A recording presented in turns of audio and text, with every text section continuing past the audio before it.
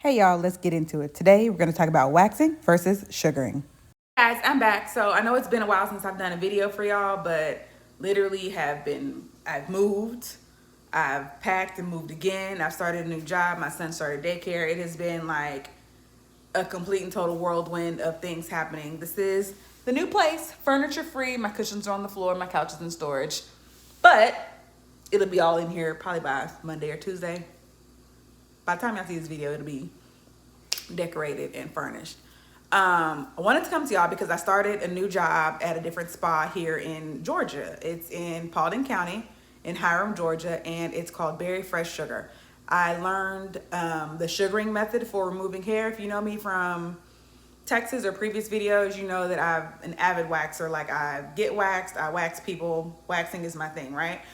In school, I learned how to sugar, but because I have like the attention span of a gnat, it didn't really stick. Waxing was easier, and it was just like, let's do this. Since then, though, I have researched and learned and been to trainings to learn a little bit more about sugaring, and so I like it. I don't know if I like it more than waxing, but I do like it. I thoroughly enjoy sugaring. So let's get down to like the main differences between waxing and sugaring, right? So waxing, your hair is removed either with the wax itself, it's applied and it dries, and your practitioner will pull it off, or they use a soft wax which kind of remains tacky, and it's removed with a cotton pellet or muslin strip. Most esties will use cotton, or not cotton, muslin or pellet. I like cotton. It's just, for me, it's softer, it's better for the skin. And pellet, sometimes like the pellet will stick to the wax. It's a whole mess. I prefer cotton. You know, your esty prefers what she prefers, but it removes the hair. Also with wax, it's applied in the direction of growth and removed in the opposite direction. So if your esthetician is not very skilled at what she's doing, the hair can break, it can cause ingrowns, and just a whole myriad of issues there.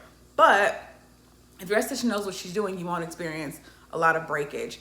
One thing that I know across the board that I used to have clients complain about was just the wax being warm. Even if it's a low temperature wax, once you've gotten your hair off the labia or any sensitive area, if you go back over it with hard wax, you can kind of get 2, maybe 3 passes. With soft wax, you kind of get 1 pass, and that's it. And the skin is just kind of done, because it removes live skin cells as well as dead skin cells and hair. If you're going over it multiple times with soft wax, and in some instances hard wax, the skin is just like, I'm done. I don't care that there's hair still there. I'm done. No more. So that's kind of another thing that you kind of have to deal with when you're waxing. Is that bad? Not necessarily. If your esthetician knows what she's doing, again, no big deal. Get her done, right?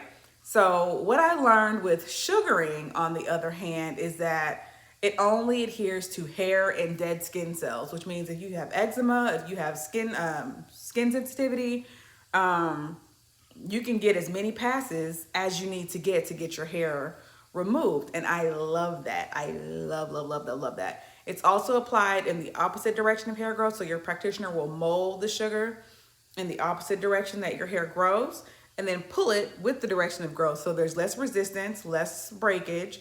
Again, the breakage is also going to depend a lot on your practitioner. Does she know what she's doing? Is she good at this?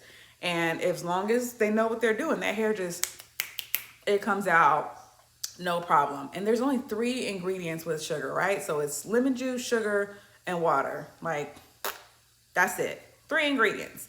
And you get those ingredients and you can make it. I don't recommend it because there's a lot of like playing with the temperature. Does it work? Does it not work?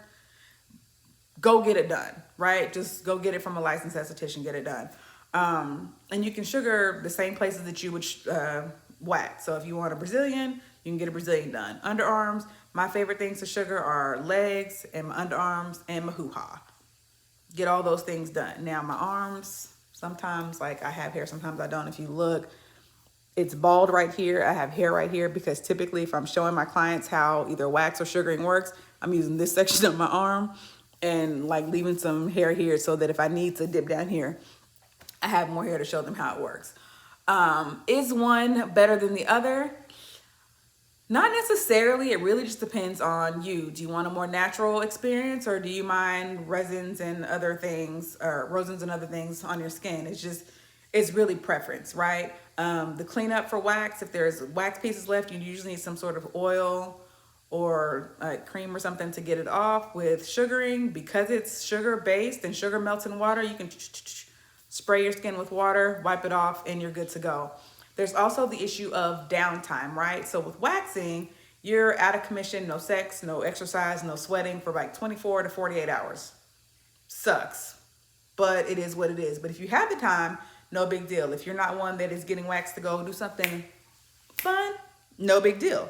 But if you're one that's like, I'm about to get waxed, I'm about to go see my man, or I'm about to get waxed, I'm about to go see my girl, then you kind of want to go with sugaring, only because your skin's going to be less tender afterwards, and there's like little to no downtime. I would say like 3, maybe 5 hours at the most. And that is because sugar itself is antibacterial, right? So there's not going to be any bacteria that has the opportunity to breed or grow on your skin once you've gotten sugared, because the sugar goes into those follicles, scoops them out, pulls the hair out with it. Antibacterial treatment right there.